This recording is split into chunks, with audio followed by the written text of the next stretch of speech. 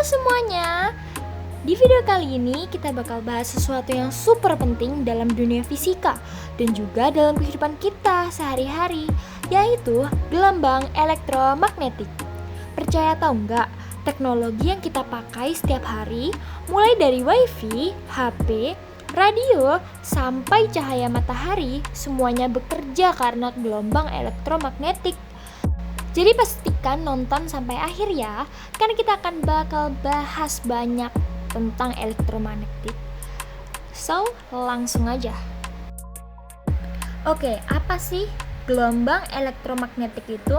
Kita mulai dari basicnya dulu. Gelombang elektromagnetik adalah gelombang yang terbentuk dari perpaduan getaran medan listrik dan medan magnet yang merambat secara bersamaan. Yang paling kerennya adalah gelombang elektromagnetik bisa merambat tanpa medium.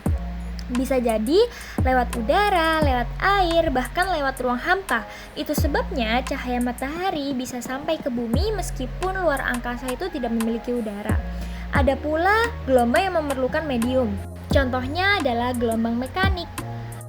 Nah, gelombang elektromagnetik itu memiliki sifat-sifat gelombangnya tersendiri. Mari kita bahas. Cahaya merambat lurus. Cahaya akan selalu merambat lurus dengan kecepatan 3 kali 10 pangkat 8 meter per second. Untuk membuktikannya, kita bisa menyalakan senter. Jika kita perhatikan, maka berkas cahaya dari senter akan berbentuk garis lurus. Cahaya dapat dipantulkan. Cahaya memiliki sifat dapat dipantulkan jika menumbuk suatu permukaan bidang. Pemantulan yang terjadi dapat berupa pemantulan baur dan pemantulan teratur. Pemantulan baur terjadi jika cahaya dipantulkan oleh bidang yang tidak rata, seperti aspal, tembok, dan batang kayu. Sedangkan pemantulan teratur terjadi jika cahaya dipantulkan oleh bidang yang rata, seperti cermin datar. Selanjutnya, ada cahaya dapat dibiaskan. Cahaya akan dibiaskan ketika melalui dua medium yang memiliki kerataan optik yang berbeda. Kecepatan cahaya akan menurun saat dari udara memasuki air atau medium yang lebih rapat. Semakin besar perubahan kecepatan cahaya saat melalui dua medium yang berbeda, akan semakin besar pula efek pembiasan yang terjadi. Kemudian ada cahaya merupakan gelombang elektromagnetik. Cahaya dapat mentransfer energi dari suatu tempat ke tempat lainnya tanpa menggunakan medium. Gelombang cahaya terbentuk karena adanya perubahan medan magnet dan medan listrik secara periodik, sehingga merupakan gelombang elektromagnet.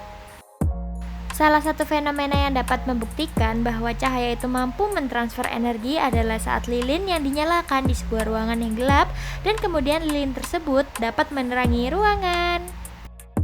Contoh lainnya adalah matahari yang memancarkan gelombang cahayanya melalui ruang angkasa, yang dimana ruang angkasa ini tidak memiliki udara loh. Nah, di sini ada spektrum gelombang elektromagnetik. Apa sih spektrum gelombang elektromagnetik itu?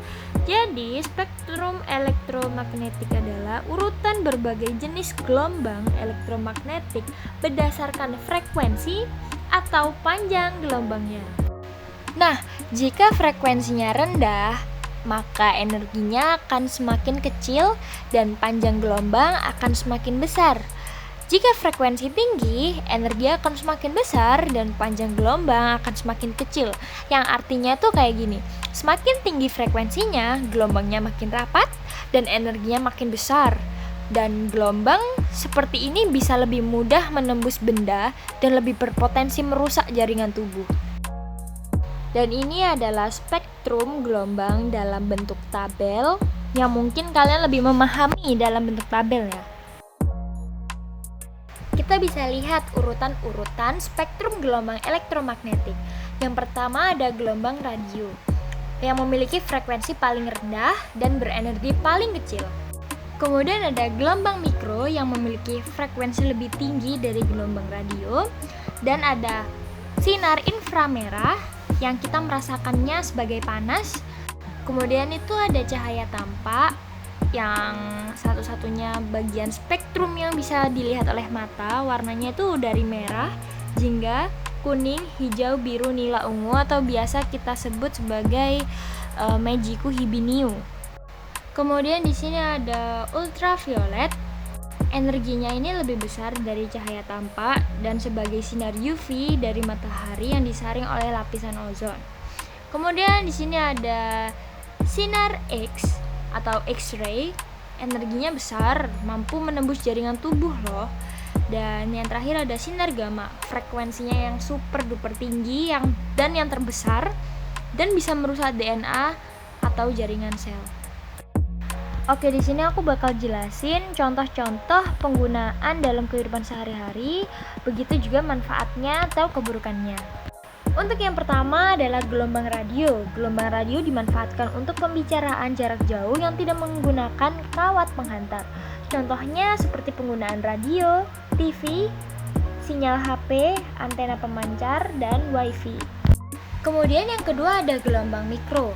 Sebagai pemanas microwave, komunikasi radar menganalisis struktur atomik dan molekul, mengukur kedalaman laut.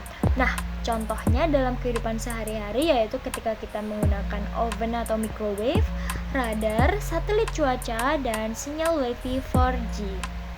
Dan yang ketiga ada sinar merah atau inframerah. Sebagai terapi fisik, penyakit cacar dan encok, remote control, termogan, mengeringkan cat kendaraan, dan teleskop inframerah. Contohnya yaitu sebagai remote TV, sensor gerak, kamera thermal, dan pemanas ruangan. Oke, yang keempat adalah cahaya tampak yang memiliki manfaat menyalurkan suara atau sinyal gambar, diagnosis penyakit, dan pengelasan dan pemotongan baja. Contoh-contohnya yang berada di dalam kehidupan sehari-hari kita yaitu cahaya matahari, lampu LED, dan kamera HP. Lanjut, yaitu sinar ultraviolet. Hal ini bermanfaat bagi fotosintesis, pembentukan vitamin D, membunuh kuman, penyakit, dan mensterilkan ruangan operasi. Contohnya yaitu sinar matahari, lampu UV, alat sterilisasi. Tapi teman-teman, hal ini ada bahayanya, yaitu dapat merusak kulit terbakar, penuaan dini, kanker kulit, dan kerusakan mata. Dan yang keenam yaitu ada sinar X atau sinar X-ray yang bermanfaat sebagai memotret organ-organ dalam tubuh, menganalisis struktur atau bahan kristal, mendeteksi cacat pada logam, memeriksa barang-barang di bandara. Contohnya yaitu mesin ronsen di rumah sakit dan pemindai bandara. Hal ini juga dapat berbahaya, dapat merusak sel dan DNA jika terlalu sering terpapar, beresiko tinggi, menyebabkan kanker, tidak bisa dikendalikan. Dan yang terakhir adalah sinar gamma.